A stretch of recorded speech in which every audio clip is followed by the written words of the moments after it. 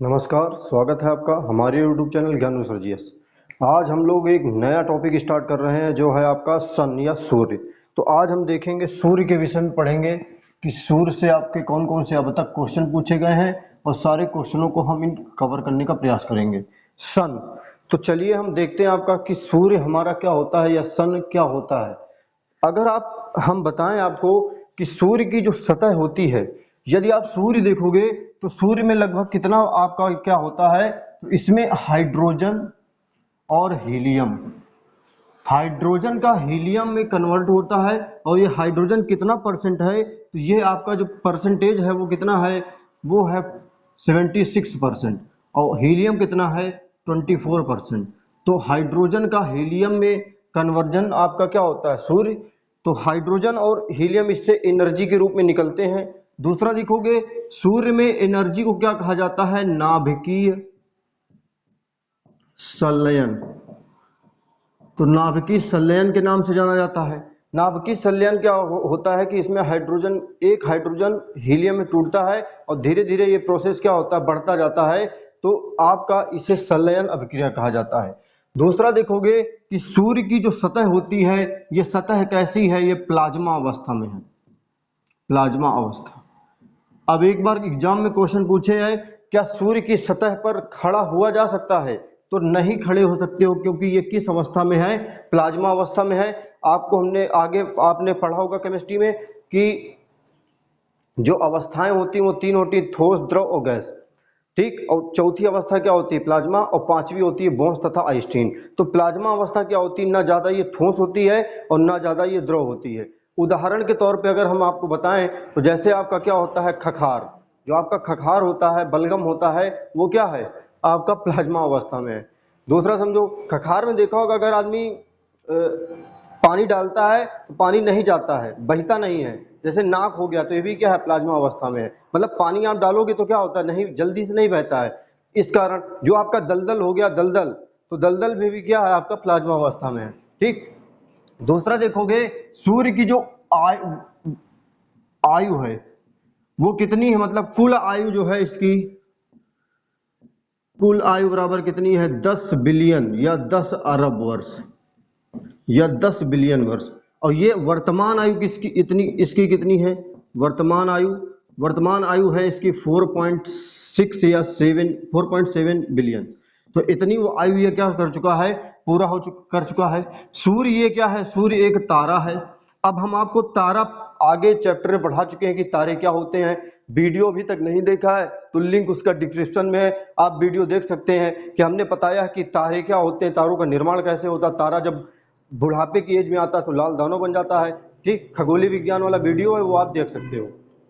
तो तारा होता क्या है, इसके पास खुद का प्रकाश होता है, खुद का क्या होता है, प्रकाश, या खुद की लाइट होती है।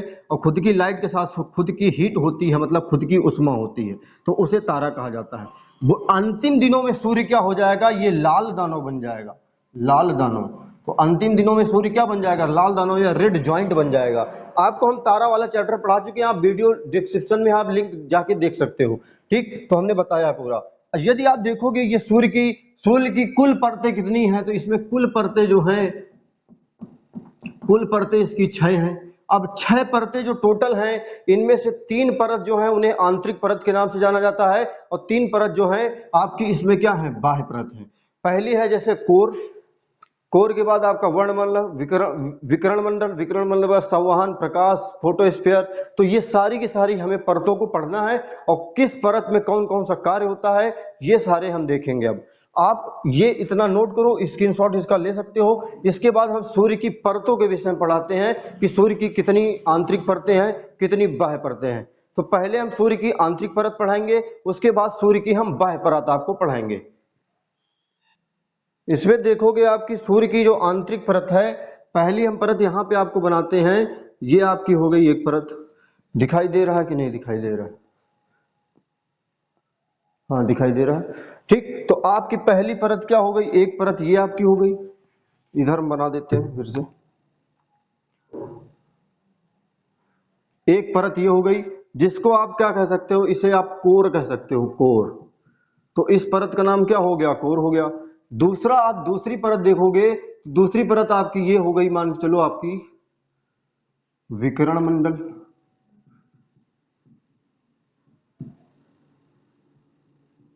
विकिरण मंडल। और तीसरी परत आप अगर देखोगे तो ये हो गई तीसरी परत आपकी, जिसका नाम है संवहन मंडल। तो विकिरण मंडल और संवहन मंडल, इसे इंग्लिश में यदि देखोगे तो इसे इंग्लिश में आपका कोर ही कहा जाता है, इसे कोर कहा जाता है। यदि आप इसे देखोगे विकिरण मंडल को रेडिएटिव जोन कहा जाता है, इसे रेडिएटिव जोन। और अगर इसे आप देखोगे प्रकाश मंडल को, तो प्रकाश मंडल को आपका कन्वेक्टर जोन कहा जाता है। ठीक, तो ये आपकी क्या हो गई, ये आंतरिक परतें हैं। तो ये क्या है, सूर्य की आंतरिक परतें। यहां हम लिख देते हैं आंतरिक परतें। तो सूर्य की आंतरिक परतें आपकी कितनी हैं, सूर्य की आंतरिक परतें आपकी 3 हैं। 3 परतें आपकी कैसी हैं, ये आंतरिक है। दूसरा देखो, इसके बाद दूसरा देखोगे कि कोर की ये जो परत है, ये आंतरिक परत है। इस ये क्या होता है, इसमें आपका हाइड्रोजन हीलियम में क्या होता है, कन्वर्ट होता है। दूसरा देखोगे इस सतह का जो तापमान होता है, वो कोर का तापमान कितना है, वो 15 मिलियन टेम्परेचर आपका किसका है, कोर का है। तो सबसे ज्यादा तापमान किसका है, आपका कोर का है। दूसरा देखोगे विकिरण मंडल। विकिरण मंडल में आपके क्या होते हैं, एक्सरे तथा गामा रे। गामा रे, तो एक्सरे तथा गामा रे दोनों किरणें आपकी यहां से उत्सर्जित होती हैं। और गामा किरण के विषय में आपने पढ़ा होगा कि ये किरणें क्या होती है, मानव के शरीर को भी छेद कर देती हैं, या भेदन क्षमता इनकी सबसे ज्यादा होती है।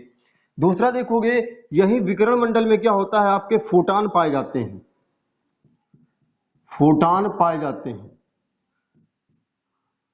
क्वेश्चन कहेगा किस मंडल में फोटान पाए जाते हैं, तो विकिरण मंडल में पाए जाते हैं।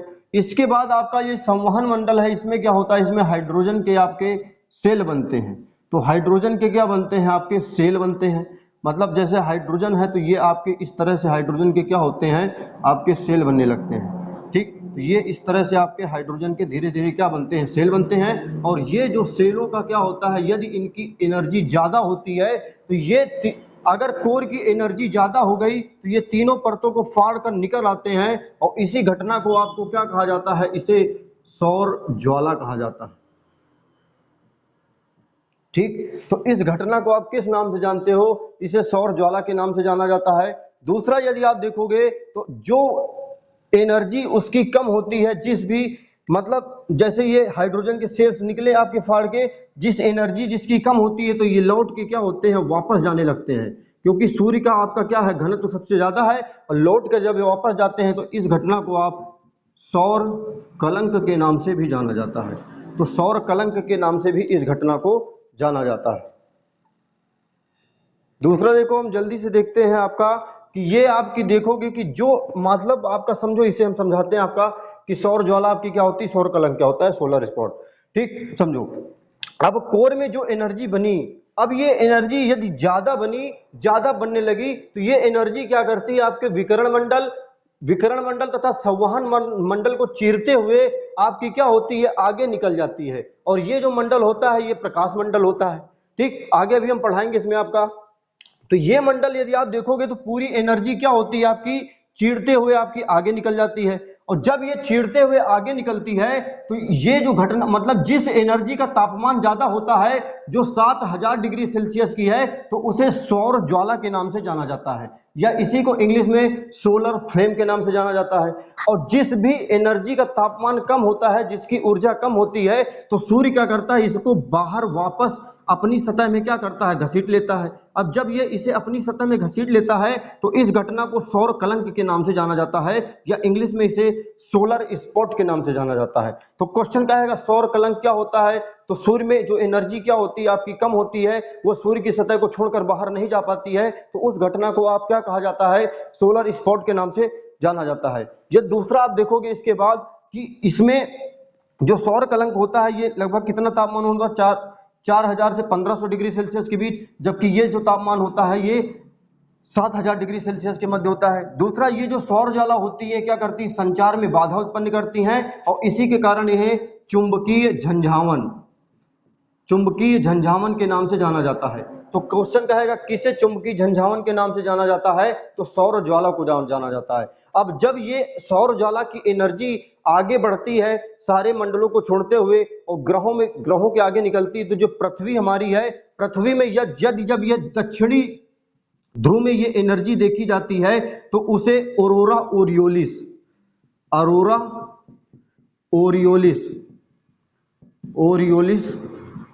ओरियोलिस के नाम से जाना जाता है। और जब यही उत्तरी ध्रुव में देखा जाता है तो इसे अरोरा बोरियोलिस, तो अरोरा बोरियोलिस के नाम से भी जाना जाता है। क्वेश्चन क्या आएगा, उत्तरी ध्रुव में किस नाम से जाना जाता है, तो अरोरा बोरियोलिस, तथा दक्षिणी ध्रुव में किस नाम से जाना जाता है, अरोरा ओरियोलिस। याद कैसे करोगे, दक्षिणी ध्रुव में आपकी ऑस्ट्रेलिया है तो ऑस्ट्रेलिया से क्या हो गया, ओरियोलिस। ठीक, ऑस्ट्रेलिया से क्या हो गया आपका, ओरियोलिस। ये आपकी क्या थी, 3 परतें थी सूर्य की, और 3 परतें हमने आपको बताने का प्रयास किया है। इसके बाद हम देखते हैं जो आपकी 3 बाहरी परत है उनको किस किस नाम से जानते हो, वहां से कैसे क्वेश्चन पूछे गए। यदि इसमें वन लाइनर आप क्वेश्चन देखोगे तो क्वेश्चन कह देगा बताओ जो एक सोलर स्पॉट साइकिल जो होता है ये कितने सालों का होता है, 11 सालों का। ठीक, क्योंकि 5.5 साल इसे जाने में लगते हैं और 5.5 साल क्या होते हैं आने में, तो टोटल कितना है, 11 वर्षों का। तो क्वेश्चन आप नोट कर लो, कॉपी पेन उठाओ, नोट करो। पहला लिखो कि आपका जो सोलर स्पॉट साइकिल, एक सोलर स्पॉट साइकिल कितने सालों का होता है, 11 सालों का। ठीक, यह सौर कलंक कितने सालों का, 11 सालों का। दूसरा, क्योंकि 5.5 साल जाने में, 5.5 साल आने में। दूसरा कहेगा एक सोलर इवेंट कितना होता है, 1100 सालों का। तो सोलर इवेंट कितना होता है, ये 1100 सालों का होता है। अब ये कौन सा साइकिल चल रहा है सूर्य का, ये 24वां साइकिल चल रहा है और 23वां साइकिल क्या हो चुका है, पूरा हो चुका है। दूसरा कहेगा एक सोलर इवेंट की, एक सोलर इवेंट साइकिल कितने सालों का होता है, 100 सालों का होता है। तो ये सारे क्वेश्चन आप नोट कर लो, हम बोल रहे हैं जल्दी जल्दी लिखो। पहला कहेगा सौर कलंक या सोलर स्पॉट साइकिल कितने सालों का, 11 सालों का। दूसरा कहेगा एक सोलर इवेंट कितने सालों का, 1100 सालों का। दूसरा कहेगा ये सूर्य का कौन सा साइकिल चल रहा है, तो 24वां चल रहा है। और कहेगा कौन सा पूरा हो चुका है, तो 23वां पूरा हो चुका है। दूसरा कहेगा एक सोलर इवेंट साइकिल कितने सालों का, तो 100 सालों का। ये आपकी क्या थी, टोटल आंतरिक परतें कंप्लीट हो गई। इसके बाद हम देखते हैं सूर्य की आपकी बाह्य परतें कौन कौन सी हैं। ये आपकी जो परतें हैं ये सूर्य की कैसी हैं, ये आपकी सूर्य की बाह्य परतें हैं, बाह्य परतें। तो आपको हमने पहले 3 पढ़ाई आंतरिक परतें, और ये 3 क्या है, आपकी बाह्य परतें हैं। दूसरा देखोगे इन 3 बाह्य परतों में पहली आपकी किरीट, दूसरी है वर्णमंडल, तीसरी है आपकी कौन सी, प्रकाश मंडल। क्वेश्चन कहेगा सबसे बाहरी परत, तो सबसे बाहरी परत आपकी कौन सी हो जाएगी, कोरोना हो जाएगी, या इसी को क्रीट कहा जाता है। सबसे बाहरी परत कौन सी है, कोरोना या क्रीट। दूसरा कहेगा वर्णमंडल क्या है, ये आपकी वर्णमंडल है। दूसरा वर्णमंडल में क्या होता है, जो सूर्य का प्रकाश होता है यही रंगों में विभाजित होता है। तो प्रकाश क्या होता है, रंगों में विभक्त होता है, रंगों में विभक्त। तो इस परत को क्या कहा जाता है, वर्णमंडल। ये जो प्रकाश मंडल है यही, या प्रकाश मंडल या इसे फोटोस्फीयर कहा जाता है, यही परत क्या होती है, यही परत दिखाई पड़ती है। तो जो हम लोग परत देखते हैं वो कौन सी परत दिखाई पड़ती है, वो प्रकाश मंडल दिखाई पड़ती है। और इस परत का तापमान कितना है, वो लगभग 6000 डिग्री सेल्सियस है। तो 6000 डिग्री सेल्सियस क्या है, इस परत का तापमान है। दूसरा देखोगे आपका जो कोरोना होता है, या इसी को कोरोना या क्रीट, इसी को सूर्य मुकुट भी कहा जाता है, सूर्य मुकुट। और ये कब होता है, ये आपका सूर्य ग्रहण के समय दिखाई पड़ता है, केवल सूर्य ग्रहण के समय, सूर्य ग्रहण के समय। तो केवल सूर्य ग्रहण के समय जो दिखाई पड़ता है वो क्या दिखाई पड़ता है, कोरोना या क्रीट दिखाई पड़ता है। तो सबसे पहले आपका क्या है, सूर्य ग्रहण। तो सूर्य ग्रहण के समय आपकी कौन सी परत दिखाई पड़ती है, कोरोना या क्रीट दिखाई पड़ती है। दूसरा देखोगे कि आपका जो वर्णमंडल होता है, वर्णमंडल में आपका, या इसी को क्रोमोस्फीयर के नाम से जाना जाता है, और ये आपका क्या करता है, ये रंगों में विभक्त होता है। प्रकाश मंडल जो है या फोटोस्फीयर, ये क्या है, 6000 डिग्री सेल्सियस इसका तापमान होता है। और यही परत क्या करता है, यही परत हमें आपको दिखाई पड़ती है, और यही परत के कारण आपको क्या, इसे प्रकाश मंडल कहा जाता है। अब देखो होता क्या है कि जब चंद्र ग्रहण या सूर्य ग्रहण होता है, तो सूर्य ग्रहण में क्या होता है, ये वाली जो मध्य वाली परत है आपकी, ये वाली परत दिखनी हमें बंद हो जाती है, और ये बाहर की परत आपकी जो सूर्य वाली है यही हमें दिखाई पड़ती है। तो सूर्य ग्रहण के समय क्या दिखाई पड़ता है, सूर्य मुकुट हमें दिखाई पड़ता है, जबकि ये सारी परतें मतलब प्रकाश मंडल हमें नहीं दिखाई पड़ता है। तो ठीक क्वेश्चन क्या आएगा कि सूर्य ग्रहण के समय कौन दिखाई पड़ता है, सूर्य का मुकुट या किरीट या कोरोना के नाम से जाना जाता है। ठीक, इसके बाद हम सूर्य से जो वन लाइनर क्वेश्चन छूट गए हैं उनको हम फटाक से देख लेते हैं, और सन आपका क्या हो चुका है, खत्म हो चुका है। अब हम देखते हैं कि जो सूर्य से आपके वन लाइनर क्वेश्चन पूछे गए हैं, तो सारे क्वेश्चनों को कवर करने का प्रयास करते हैं।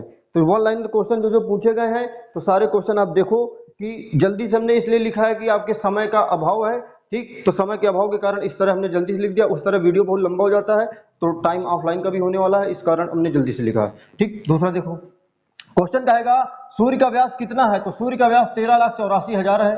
ठीक, ये 13,84,000 किलोमीटर। ठीक, त्रिज्या कितनी है, 6 लाख, और इसी का आधा कर दोगे तो इसकी आधा 13,84,000 की आधी क्या आ जाएगी, त्रिज्या आ जाएगी। ठीक, दूसरा देखोगे घनत्व क्या है, तो घनत्व कितना है, 106 है। ठीक, तो सूर्य का घनत्व कितना है, 106 है, जबकि सूर्य का घूर्णन कितना है, तो 250 किलोमीटर पर सेकेंड। तो आपको हमने जो खगोलीय है तो वहां पे पढ़ाया था, एक कॉस्मिक ईयर भी पढ़ाया था आपका कि कॉस्मिक ईयर क्या होता है। ठीक, तो आपको देख लेना वो वीडियो। तो 250 किलोमीटर पर सेकेंड इतनी स्पीड से क्या करता है हमारा सूर्य घूमता है। ठीक, और इतनी स्पीड से घूमने के उपरांत क्या होता है, जब ये आकाश गंगा का चक्कर लगाता है तो उसे आपका 25 करोड़ साल लग जाते हैं, और इसी घटना को क्या कहा जाता है, आपका कॉस्मिक ईयर के नाम से जाना जाता है। हम आपको आगे पढ़ा चुके हैं, वो देख सकते हो वीडियो। ठीक, खगोलीय वाला। सूर्य की ऊर्जा जो होती है वो 10⁻26 जूल पर सेकेंड होती है। कहेगा सूर्य का विषुवतीय व्यास में एक चक्कर, सूर्य विषुवतीय व्यास का एक चक्कर कितने दिनों में लगाता है, 25 दिनों में लगाता है। दूसरा कहेगा सूर्य ध्रुवीय व्यास में एक चक्कर कितने दिनों में लगाता है, 31 दिनों में लगाता है। तो सूर्य विषुवतीय व्यास में एक दिन कितना चक्कर लगाता है, तो विषुवतीय व्यास में आपका क्या लगाता है, 25 दिन में, और जबकि ध्रुवीय व्यास में एक चक्कर कितना लगाता है, 31 दिन में लगाता है। दूसरा ये देखोगे तो ये सूर्य तथा पृथ्वी से हमने तुलना की है, तुलना के आधार पर है। तो क्वेश्चन कभी कभी तुलना से भी बन जाता है कि बताओ सूर्य का व्यास पृथ्वी के व्यास से कितना बड़ा है, तो कितना बड़ा है, 109 गुना है। तो 109 गुना क्या है, ये बड़ा है पृथ्वी से। दूसरा इसका द्रव्यमान कितना है, द्रव्यमान है 3,32,000, 3,32,000 गुना क्या है, ये पृथ्वी से बड़ा है। ये गुना में है, सारी चीजें क्या है, गुना में है, ये पृथ्वी से इतने गुना बड़ा है। तो सूर्य का व्यास पृथ्वी से कितना है, 109 गुना बड़ा है। सूर्य का द्रव्यमान पृथ्वी के द्रव्यमान से 3,32,000 गुना बड़ा है। सूर्य का गुरुत्वाकर्षण पृथ्वी के गुरुत्वाकर्षण से 28 गुना ज्यादा है। ठीक, तो घनत्व सूर्य का कितने गुना ज्यादा है, पृथ्वी से 20 गुना ज्यादा है। दूसरा कहेगा सूर्य का प्रकाश पृथ्वी तक आने में कितना समय लगता है, तो 8.16 सेकेंड का टाइम लगता है। दूसरा कहेगा सूर्य तथा पृथ्वी के बीच की दूरी कितनी है, तो ये कितनी है, 15 करोड़ किलोमीटर। और ये इसी दूरी को आप खगोलीय दूरी तथा एस्ट्रोनॉमिकल यूनिट के नाम से जानते हो। तो एस्ट्रोनॉमिकल दूरी तथा खगोलीय दूरी आपकी क्या है, सूर्य के मध्य की दूरी जो है वो कितनी है, 15 करोड़। 15 करोड़ मानी जाती है, जो मतलब लमसम है वो 14 करोड़ 95 हजार है, तो लगभग क्या है 15। ये सारी चीजें क्या है आपकी लगभग में है। ठीक, तो यही आपका क्या था, सन था। तो आपका ये क्वेश्चन बहुत सारे बन जाते हैं। सबसे ज्यादा ये बन जाता है कभी कभी सूर्य का घूर्णन किस दिशा में है, तो सूर्य का घूर्णन क्या है, पूर्व से पश्चिम में है। तो आप ये सारे देख सकते हो। घूर्णन ऊर्जा कितनी है, 10⁻26 जूल है। दूसरा कहेगा जब विषुवतीय व्यास में सूर्य एक दिन में कितना चक्कर लगाता है, तो विषुवतीय व्यास में चक्कर ये 25 दिन में लगाता है, जबकि ध्रुवीय व्यास में क्या करता है, 31 दिन में चक्कर लगाता है। घनत्व कितना है, 20 गुना है। सूर्य का प्रकाश पृथ्वी तक आने में 8.16 सेकंड लगते हैं, और पृथ्वी के बीच की दूरी कितनी है, 15 करोड़ किलोमीटर है। ठीक, तो आशा करता हूं आपको ये प्रयास आपका हमारा अच्छा लगा हो। तो आप क्या कर सकते हो, एक बार इसे देखो, और देखने के बाद क्या करो, आप इसके प्रॉपर नोट्स बनाओ। जब तक आप नोट्स नहीं बनाओगे तो आपको क्या होगा, ये सारी चीजें आप अभी समझ में आया है, लेकिन आप क्या हो जाएगा, भूल जाओगे। ठीक, तो सोचो ये आपका क्या है, पूरा सूर्य है। और जो धर्म के लोग होंगे, देखा होगा धर्म में सूर्य इतना गुना बड़ा है पृथ्वी से, 109 गुना बड़ा है। ठीक, तो जब इतना बड़ा है तो इसको जैसे बताया गया होगा कि सूर्य को बजरंगबली भगवान खा गए थे।